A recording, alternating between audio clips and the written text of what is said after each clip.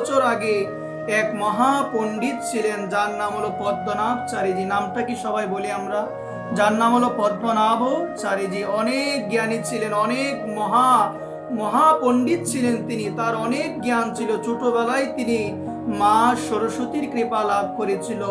মা সরস্বতী তাকে আশীর্বাদ দিয়ে বলেছিল, নিখিল যত শাস্ত্র রয়েছে বিশ্ব ব্রহ্মাণ্ডে, সমস্ত শাস্ত্রের ব্যুৎপত্তি জ্ঞান তোমার মধ্যে থাকবে। যে ব্যক্তি মা সরস্বতীর কৃপা লাভ করে তার মধ্যে তোমার সমস্ত শাস্ত্রের জ্ঞান থাকবে। মা সমস্ত শাস্ত্রের জ্ঞান সেই মহাপণ্ডিত পদ্মনাভচারীজির মধ্যে ছিলেন। ওই পদ্মনাভচারীজি যে জায়গার মধ্যে যেতেন, ওই জায়গার মধ্যে যারা পণ্ডিত ছিল, সেই পণ্ডিতদের সঙ্গে শাস্ত্র বিষয়ে আলোচনা করে তাদেরকে পরাজিত করে তাদের যত গ্রন্থ ছিল সবগুলো তিনি চিনিয়ে নিতেন। কি করতো বাবা? সবগুলো তার কাছে নিয়ে আসতেন। এমন করতে করতে 100 ঘোড়ার গাড়ি শাস্ত্রতে ভর্তি হয়ে গিয়েছিল। কয়টা ঘোড়ার গাড়ি? 100 ঘোড়ার গাড়ি শাস্ত্রতে পরিপূর্ণ হয়ে গিয়েছিল। এবার হলো মা কাশীর পালা। কাশীতে আসবেন। কাশীর পণ্ডিতগণ যখন শুনতে পেলেন যে পদ্মনাভচারীজির মতো একজন মহাপণ্ডিত, মহাবিদ্যাবান, যিনি মা সরস্বতীর কৃপা লাভ করেছেন, বিভিন্ন শাস্ত্র সম্বন্ধে, নিখিল শাস্ত্র সম্বন্ধে যার হৃদয়ে ব্যুৎপত্তি জ্ঞান রয়েছে, তিনি আসবেন কাশীধামে, আমরা তো তার সঙ্গে কেউ পারবো না। কাশীধাম হলো দেবাদিদেব ভগবান শঙ্করের ধাম। ওই কাশীধামে হলো ভগবান দেবাদিদেব মহাদেবের নাকের সঙ্গে তুলনা করা হয়েছে। মা লক্ষ্য করে দেখবেন, নাকের সঙ্গে সম্মানের একটা কি রয়েছে গো মা? সম্পর্ক রয়েছে। আমরা বলি না নাক কাটা গেল, মানে কি হলো? সম্মানটা চলে গেল। তাহলে তারা চিন্তা করলেন, ওই জায়গায় যদি পদ্মনাভচারীজির মতো একজন বিদ্যাবান পণ্ডিত যদি আসেন, তাহলে তো তাকে গৌরব লিখে দিতে হবে যে কাশীর মতো পণ্ডিতদের সে পরাজিত করেছে। তাদের সবার মধ্যে একটা ভয় আসলো। তখন তারা মহাদেবের চরণের শরণ নিল। কার চরণে? সবাই বলি মহাদেবের চরণের শরণ নিল। হে প্রভু, তুমি রক্ষা করো তোমার ধামকে। আজকে যদি পদ্মনাভচারীজি যদি ওই জায়গার মধ্যে আসে, তাহলে তো বিজয় গৌরব লিখে দিতে হবে তাকে যে আমরাও তার কাছে পরাজিত হয়েছি। এ মহাদেব, এই কাশী হলো আপনার জায়গা। মা কাশী ধামের মধ্যে অনেক মানুষ যায় দেহ রাখার জন্য, কারণ বলছেন কাশী ধামে গিয়ে যে দেহ রাখে, সাক্ষাৎ দেবাদিদেব মহাদেব তার কর্ণের মধ্যে একটা মহামন্ত্র প্রদান করেন, যে মহামন্ত্রটা হলো শ্রীরামায় নমঃ। সবাই বলি শ্রীরামায় নমঃ। কাশী ধামে যারাই মৃত্যুবরণ করে সবার কর্ণে গিয়ে সাক্ষাৎ পঞ্চানন মহাদেব, দেবাদিদেব, শঙ্কর, আশুতোষ ভগবান আমার সবার কর্ণে শ্রীরামায় নমঃ এই মহামন্ত্র তিনি প্রদান করেন। এই মহামন্ত্র আজকে তার চরণে নিবেদন করে বললেন, আপনার ধামকে আপনি রক্ষা করুন, রক্ষা করুন। তখন দেবাদিদেব মহাদেব দিব্য বাণীতে তিনি জানিয়ে দিলেন, দিব্য বাণীতে তিনি বলে দিলেন, এই কাশী ধামের মধ্যে একজন আছেন যার কাছে পদ্মনাভচারীজিকে নিয়ে গেলে কাশী ধামের সম্মান কখনো পূর্ণ হবে না, তার কাছে নিয়ে যাও। বলছে তিনি কে? তিনি হলো সন্ত কবির। নামটাকে সবাই বলেন সন্ত কবির। অবাক হয়ে গেলেন কাশী ধামের যারা পণ্ডিত ছিলেন, অবাক হয়ে গেলেন। যিনি কখনো কলম ধরে নাই, কি ধরে নাই বলো মা? যিনি কখনো কলম ধরে নাই, আজকে মহাদেব কি বললেন দিব্যবাণীতে? যখন পদ্মনাভচারীজি আসবেন, যখন পদ্মনাভচারীজি কাশীধামে আসবেন, তখন তাকে সন্ত কবিরের কাছে নিয়ে যাও। তারা অবাক হয়ে গেলেন, যে ব্যক্তি জীবনে কখনো কলম ধরে নাই তার কাছে নিয়ে যাওয়ার কথা কে বলছে? সবাই বলো মা। মহাদেব বলছে। এখন মহাদেব তো তিনি অন্তর্যামী, সব জানেন। মহাদেবের যেহেতু ইচ্ছা, তারা সবাই গেলেন সন্ত কবিরের কাছে। সন্ত কবির ছিল ভগবান রামচন্দ্রের একজন একনিষ্ঠ ভক্ত। সদা সর্বদা কার নাম করতেন গো মা? শ্রীরাম শ্রীরাম শ্রীরাম শ্রীরাম শ্রীরাম, জয় শ্রীরাম জয় শ্রীরাম জয় শ্রীরাম সর্বদা জপ করতেন। তার কাছে গেলেন, গিয়ে প্রণাম জানালেন। প্রণাম জানিয়ে বললেন যে মহাদেবের এমন ইচ্ছা, মহাদেব পাঠিয়েছেন যে আমাদের এই কাশীর মধ্যে পদ্মনাভচারীজির মতো মহাবিদ্যাবান, মহাপাণ্ডিত্যবান উনি আসবেন। তখন আমরা স্মরণ নিয়েছিলাম মহাদেবের। মহাদেব বলেছে তিনি যখন আসবে আপনি যেন তার কাছে যান, আপনার সঙ্গে যেন তার শাস্ত্র চর্চা যেন আলোচনা হয়, কুশল যেন বিনিময় হয়। এ কথা বলার পরে তিনি করজোর করে বললেন, আমি তো জীবনে কখনো কলমও ধরি নাই, কিন্তু যেহেতু আমার মহাদেবের ইচ্ছে, যেহেতু আমার পঞ্চানন আশুতোষ, আমার শিব শঙ্কর ভগবানের যেহেতু ইচ্ছে, আমি অবশ্যই বসবো তার সঙ্গে, কিন্তু তাকে আমার কাছে নিয়ে আসতে হবে। আমি কোথাও যাব না, তাকে নিয়ে আসতে হবে।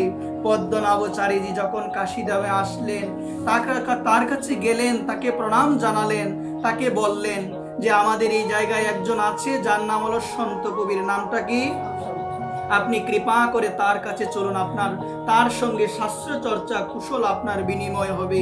সেখানে গেলেন, সেখানে যাওয়ার পূর্বে কথা দিলেন, যদি আপনি সন্ত কবিরকে শাস্ত্র চর্চায় আপনি যদি পরাজিত করতে পারেন, আপনাকে আমরা বিজয় গৌরবের পতাকা আপনাকে আমরা লিখে দিয়ে দেব। তিনি গেলেন সন্ত কবিরের কাছে, তারা দুইজনের মধ্যে কুশল বিনিময় হলো, একে অপরকে প্রণাম জানালেন, কুশল বিনিময় হলো। বিনিময় হওয়ার পরে মা, আজকে এখন কি আলোচনা হবে গো মা?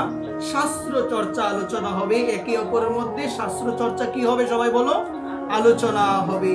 তখন পদ্মনাভচারীজি সন্ত কবিরকে বলেন, আপনি আমাকে প্রশ্ন করুন, যে কোনো প্রশ্ন আপনি আমাকে করুন, যে কোনো প্রশ্ন করুন। তখন তিনি বললেন সন্ত কবির যে আমার জীবনে যত প্রশ্ন ছিল, আমার জীবনে যত সন্দেহ ছিল, সমস্ত সন্দেহ, সমস্ত প্রশ্নের উত্তর আমি পেয়ে গিয়েছি।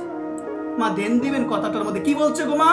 আমার জীবনে যত প্রশ্ন ছিল, আমার জীবনে যত সন্দেহ ছিল, সমস্ত প্রশ্ন, সমস্ত সন্দেহের উত্তর আমি পেয়ে গিয়েছি।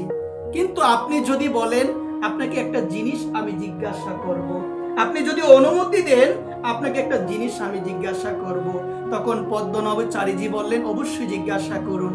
তখন সন্ত কবির করজোর করে বললেন, আপনি যে শাস্ত্র চর্চা করেন, এই যে নিখিল শাস্ত্রের অগাধ জ্ঞান আপনার মধ্যে রয়েছে, আপনি কি শাস্ত্রের মর্মার্থ জেনে শাস্ত্র পড়েছেন, না শাস্ত্র পড়ে শাস্ত্রের অর্থ জেনেছেন? মা একটু দেন দিলে বুঝতে পারবেন। কি বললেন?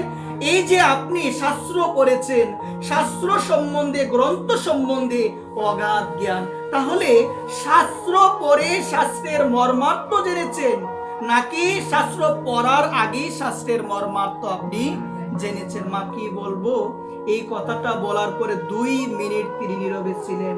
মনে মনে মাকে বললেন, মা সরস্বতীকে বলেন, মা জীবনে কত প্রশ্নের সম্মুখীন হয়েছি মা, জীবনে তো এমন প্রশ্নের কোনোদিন সম্মুখীন হই না। 2টা মিনিট নীরবে থাকবেন। কয়টা মিনিট?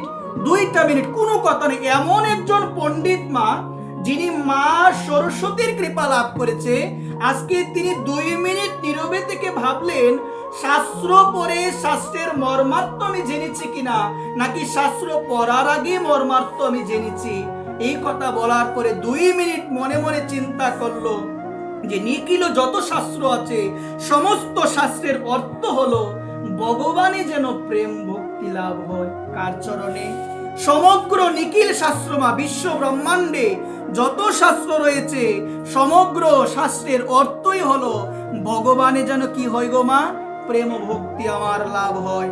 এবং শাস্ত্র পড়ে যে মর্মার্থ, যে অর্থ পাওয়া যায়, তোমরা ভগবানকে ভালোবাসো। মনে মনে ভাবলেন, আজকে শাস্ত্র পড়েও মর্মার্থ আমি জানি নাই, শাস্ত্র পড়েও মর্মার্থ জানি নাই, অথবা মর্মাত্র যেন শাস্ত্র পড়ি নাই, কারণ ভগবানের আমার প্রেম ভক্তি এখনো লাভ হয় নাই, ভগবানকে এখনো আমি ভালোবাসতে পারি নাই। পণ্ডিত হয়েছি আমি, কিন্তু ভগবানে আমার কি নাই গো? ভগবানে আমার প্রেম ভক্তি নাই, ভগবানকে ভালোবাসতে পারলাম না। মনে মনে চিন্তা করে সন্ত কবিরের দিকে তাকালেন, ভাবলেন সন্ত কবির সাধারণ কেউ হতে পারে না। যে ব্যক্তিটা জীবনে কলম ধরে নাই, আজকে ভক্তি জগতে যারা ভজন করে, যারা সাধন করে, এমন কেউ নাই যারা সন্ত কবিরকে চিনে না। তার গ্রন্থ মা, তার শাস্ত্রকে এখন পিএইচডি মানুষ অধ্যয়ন করছে। কিন্তু ভেবে দেখো মা, যে কখনো কি ধরে নাই গো মা, কলম ধরে নাই। এই জায়গায় বললেন মুখম করতি বাচালাম পুঙ্গুং লঙ্ঘয়েতি গিরিম যৎ কৃপা তমহং বন্দে পরমানন্দ মাধবম। যিনি বুবা তিনি কথা বলতে পারে মা, যিনি বোবা তিনি কথা বলতে পারে না, যিনি পঙ্গু তিনি হাঁটতে পারে মা, তিনি হাঁটতে পারে না। বললেন মুখং করতি বাচলাং পুঙ্গুং লঙ্ঘয়েতি গিরিম যৎ কৃপা তমহং বন্দে পরমানন্দ মাধবম। বলছে বোবাও কথা বলতে পারে, পুঙ্গু গিরি গোবর্ধন লঙ্ঘন করতে পারে যদি গোবিন্দের কৃপা তার উপরে। গোবিন্দের কৃপা হলে সব সম্ভব, কোনো কিছু অসম্ভব নয়। এজন্য ভগবানের কৃপা হলে যে অন্ধ সেও হৃদয়ে ভগবানকে দেখতে পায়। সব সম্ভব যদি গোবিন্দের কৃপা হয়ে যায়। মা তুমি লিখতে জানো না, তুমি পড়তে জানো না, আজকে এই জায়গায় কি বললেন মা? আমার মায়েরা বাবার অনেক সময় বলে বাবা আমি তো শাস্ত্র পড়তে পারি না। তো এই জায়গায় আমরা কি পেলাম? যদি মা গোবিন্দকে তুমি ভালোবাসো, বুঝবে সমগ্র শাস্ত্রের জ্ঞান তোমার মধ্যে আছে। আর যদি গোবিন্দ চরণে প্রেম ভক্তি লাভ হয় নাই, শাস্ত্র জানো, বুঝতে হবে এখনো শাস্ত্র করে আমার তেমন কোনো মঙ্গল উন্নতি হয় নাই। এই জন্য এই শিক্ষা আমরা পেলাম যে ভগবানকে ভালোবাসতে হবে। আজকে সন্ত কবিরের দিকে তাকিয়ে পদ্মনাভচারীজি ভাবলেন উনি সাধারণ কেউ হতে পারে না, উনি অনুভববিদ্য ভগবানের ভক্ত। সঙ্গে সঙ্গে চরণে পড়ে বললেন আমি আপনাকে চিনতে পেরে গিয়েছি।